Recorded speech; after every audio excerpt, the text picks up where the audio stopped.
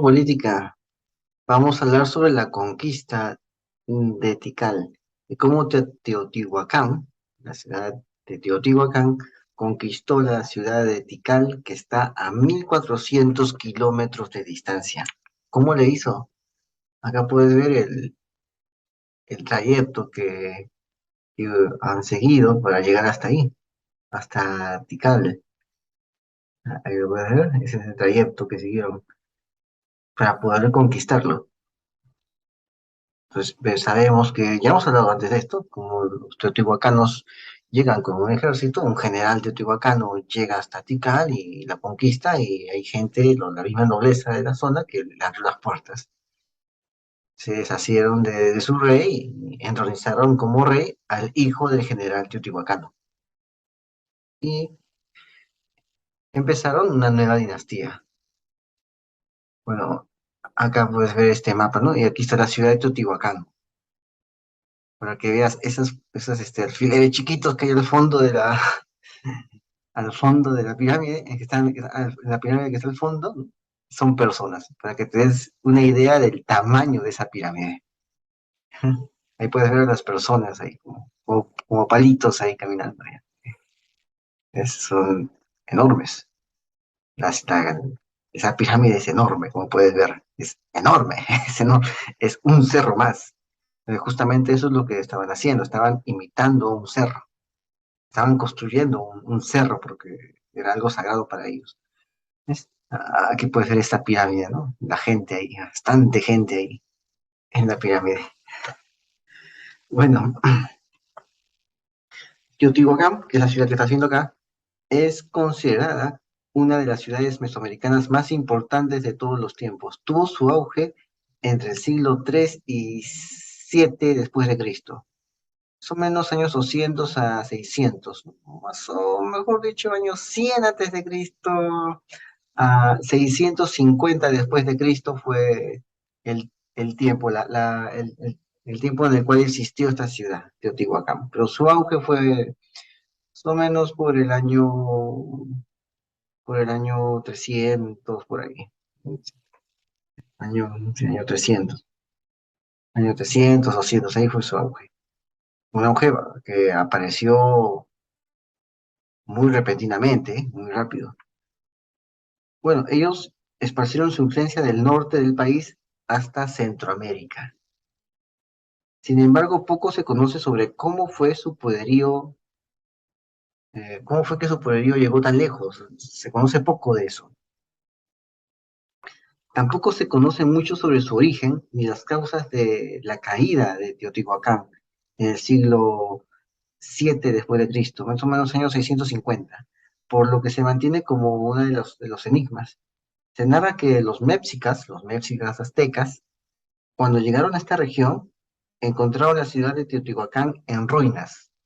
Para que te des una idea, o sea, venían ellos y ya Teotihuacán era una ruina arqueológica, era una ruina, ya no estaba poblado, nada, ya estaba allí abandonado, pirámides abandonadas. Cuando los aztecas llegaron, los mexicas aztecas llegaron, vieron una ruina en esta ciudad. Para que te des cuenta cómo es que estas ciudades vienen, desaparecen, se abandonan y aparecen otras ciudades en otro lado. Bueno, por su parte hay evidencia de la influencia de esta cultura en lugares tan lejanos como el centro ceremonial maya de Chichen Itza. Chichen Itza. Los teotihuacanos, que están ubicados en el altiplano central mexicano, como lo puedes ver aquí,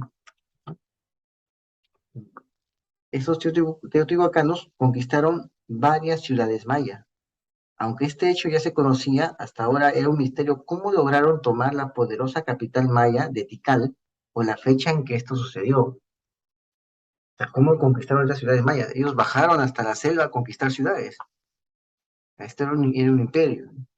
Claro, no han encontrado un emperador en ese imperio, no han encontrado reyes, ni monarcas. Más bien han encontrado indicios de una aristocracia, de una especie de aristocracia eh, republicana, comunal. Eso es lo que han encontrado, pero no han encontrado reyes. No, eso no. Es probable que haya habido varias casas nobiliarias que estén, que vivan aquí en Teotihuacán, hayan vivido en Teotihuacán y hayan usado el famoso Juego de Tronos en esa ciudad, lo cual también le dio algo de inestabilidad para, o sea, para que el hijo del general teotihuacano haya sido el que inaugure una nueva dinastía en la ciudad que la misma Teotihuacán conquistaba, significaba pues que eran casas nobiliarias o eran casas militares, o de repente eran casas militares y casas comerciantes, ¿no? Algo así, que, que tenían esta relación de alianzas y enfrentamientos entre ellos. Y que también hay rastros de cierta violencia en Teotihuacán, ¿no? De la caída de algunas casas de Teotihuacán, de algunas casas nobiliarias de Teotihuacán. Hay rastros de que cayeron, de que hubo un juego de tronos ahí. Bueno, se reveló últimamente que la toma del, de Tikal, de la ciudad de Tikal, fue gracias al apoyo de grupos y señoríos de la zona que apoyaron a los teotihuacanos para que estos consigan su victoria. ¿Qué significa? Significa pues que lo mismo que pasó con los españoles para conquistar Teotihuacán, para conquistar, perdón, Tenochtitlán, ¿verdad? Tenochtitlán, lo mismo, pues, lo mismo pasó con Teotihuacán, o sea, ellos acostumbraban a tratarse de esa manera. Lo que pasó con los españoles no fue nada del otro mundo, es aquello a lo cual estos pueblos estaban acostumbrados a aliarse con una persona, con una potencia extraña para irse contra sus enemigos. Era costumbre de ellos. Y en este caso lo hicieron con esta zona de Teotihuacán. Vamos a ver, a ver, Teotihuacán está a una distancia de México, que sería como decir de Lima a Lurín. Algo así, de Lima a Lurín. Es como su campiña, un anexo, algo así es Teotihuacán. Está bien cerca, está bien cerca de la Ciudad de México. La Ciudad de México, donde estaban los aztecas. Eso, los aztecas llegaron hasta allá porque prácticamente estaba a un paso esa ruina, ¿no? Y ahí puedes ver el lago, ¿no? Al costado hay unos lagos. Ya, ese es el lago de México. En verdad son tres lagos. Ahí. Solo que cuando hay lluvias, crecen tantos esos tres lagos que se vuelve un lago solo. O sea, ellos están encima de ese lago. Por eso esa ciudad de México tiene que mantenerse con bastantes recursos, bastante dinero, porque si no se inunda. Está encima de un lago. De tres lagos que se convierten en uno en ciertos periodos del año. Bueno, entonces ahí está Teotihuacán y los teotihuacanos conquistan varias ciudades mayas y tienen ayuda de otras ciudades mayas para conquistar a sus enemigos mayas. O sea, entre ellos era eso. Lo mismo que pasó con los españoles. Los tribus locales le dieron su ayuda a los españoles para irse contra los aztecas. ¿Por qué? Porque ya los aztecas habían creado un sistema ya casi industrial de carne humana, usando los templos como camales, ¿no? Los templos son camales para esta gente, ¿no? Son camales, y los aztecas ya habían llegado al punto de inflexión, unos enormes templos que necesitaban pues constantes suministros de carne. Sí, eso, y lo hacían ya a lo grande. Entonces, eso contribuyó a que los demás pueblos que estaban ahí decidieran pues ponerle coto a todo esto, ¿no? Y como los españoles vinieron, pues, qué mejor que aprovechar la oportunidad. ¿Ya? Bueno, eso fue lo mismo, prácticamente fue lo mismo que pasó con Tikal. También otros reinos se aliaron con los teotihuacanos para destruir Tikal, para conquistar Tikal. Es lo mismo, o sea, ellos estaban acostumbrados a actuar de esa manera en sus juegos de alianza. Se trata precisamente del pueblo de Nashtum, el cual fungió como brazo armado de Teotihuacán en la región. ayudando a estos invasores a perpetrar la hazaña. Este hecho fue revelado gracias a la interpretación de estelas en el sitio arqueológico de dicho pueblo Nashtum en Guatemala, principalmente la estela 24 de este pueblo llamado Nashtum. Aquí puedes ver la estela. En esta estela se ha iluminado con precisión el gran suceso histórico. Una de las fechas más importantes en esta estela es el 11 EB, el 11 de Eb, E y B, ¿no? B de vaca. No, B de vaca no. B de, B de bastión, B de bastión. ¿Ya? EB. Ahí está la estela, habla de 11 veces, es una fecha. Corresponde al 16 de enero del año 378 después de Cristo. Esta es la fecha en la que los teotihuacanos tomaron la ciudad de Tikal, actualmente ubicada al norte de Guatemala. ¿Ya? Esa es la ciudad de Nastum. Ahí está Nastum, ahí está Tikal y las demás ciudades mayas. Y Calakmul, ¿no? Calakmul. Acá puedes ver esas ciudades. Entonces, se aliaron los de Nastum con los teotihuacanos para irse contra los ticalenses. Bueno, el problema de la estela 24 fue que gran parte de su información se encontraba en la parte superior, la cual ya no se encuentra. Sin embargo, conjugando la información legible con la de la estela 23, con la otra estela anterior, se reconstruyen sucesos del año 378. En la estela 23 se ilustra cómo en el pueblo Nashtum se inicia la dinastía Suz. La dinastía Suz significa murciélago, o sea, se inicia la dinastía murciélago, la cual gobernó entre los años 150 al 550 de nuestra era, aunque se precisa que dicha dinastía comenzó como un gobierno local. Así empezó esta dinastía de la ciudad de Nashtum.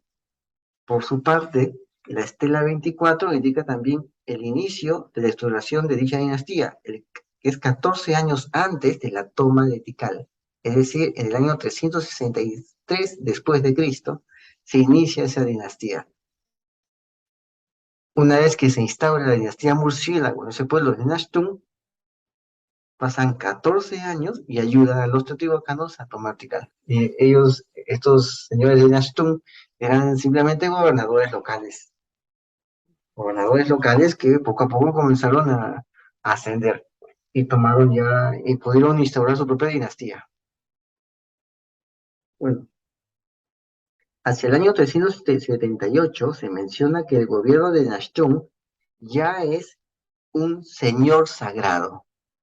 Es como decir, ya es un príncipe, ya tiene jurisdicción, ya no es un simple jefe local, ¿no? Ya ahora es más que un jefe local, eh, tiene tiene sacralidad, es un señor sagrado, o sea, es como decir que tiene una especie de venia del Papa, ¿no? Algo así, que no es un gobierno simplemente de facto local, sino que ya ahora tiene una legitimidad como los otros reinos. Está, en otras palabras, ya ingresaron al club de estas ciudades de Tikal. Bueno, es el señor sagrado, ¿no? Recordemos que los caudillos japoneses pedían títulos al emperador chino, ¿no? Como el Hua, ¿no? El emperador chino les daba títulos como Hua, ¿no? Y es más, que el mismo Carlomagno también buscó un título como Augusto, que es un título romano, ¿no? Y así, varios reyes merovingios buscaban tener títulos como cónsul, ¿no? Que les pongan esos títulos, ¿no? Varios reyes bárbaros deseaban el título de cónsul, cuando en verdad no, ya no tenía sentido ese título, simplemente era algo honorífico. Bueno, ahora, este señor de Nashtum es ya un señor sagrado, cuando ya, cuando ya toman Tikal. O sea, ya es otro rey a la misma altura que todos los demás reyes. Ya no es un simple eh, jefe de una tribu local, ya no. Ascendió. El poderío de esta cultura maya incrementó debido al apoyo que Teotihuacán pudo haberles dado, a cambio de su participación en el ataque de Tikal. Teotihuacán era la ciudad por excelencia, era la potencia de ese momento, ¿no? El imperio de ese momento. Entonces, como los Nastún, que eran simples gobernadores locales, ¿no? Ayudaron a los teotihuacanos a tomar Tikal, los teotihuacanos le dieron el título de señor sagrado, o sea, legitiman con un título de prestigio. Es como lo que acabo de explicar, ¿no? Los caudillos japoneses, antes de que existiera una dinastía en Japón, los caudillos japoneses, que eran señores territoriales de la guerra, pedían al emperador chino que les diera títulos para legitimarse. Algunos tenían el título de Hua, ¿no? De Hua. Ya, igual sucedía acá, igual sucedía acá. Esta ayuda que dieron pudo haberse dado en armamento, comida, guías en la selva, así como guerreros, tropas. De esta manera, la categoría de la ciudad se elevó, dotando a Nashchun de más poder militar y por ende capacidad de hacer frente a otros señoríos y capitales mayas, como Calakmul. O sea, entró al club, se volvió ya rey, se convirtió en rey. Tuvo apoyo de Teotihuacán y pudo ya prácticamente tener más poder. Ya no era una simple villa que estaba a merced de los demás reinos, ¿no? Que no podía hacerle frente a los demás reinos y tenía que someterse, ¿no? Ya era algo más que eso, ya era un rey más en toda esta zona.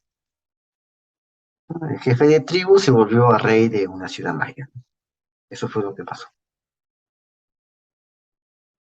Y esto dotó a Nashtum de más poder militar y por ende la capacidad de hacer frente a los señoríos. ¿Cómo? Acá está, Calakmul.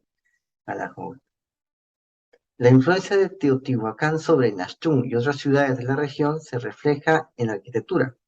Edificios tipo laúd tablero y el uso de materiales como obsidiana traídos desde el altiplano.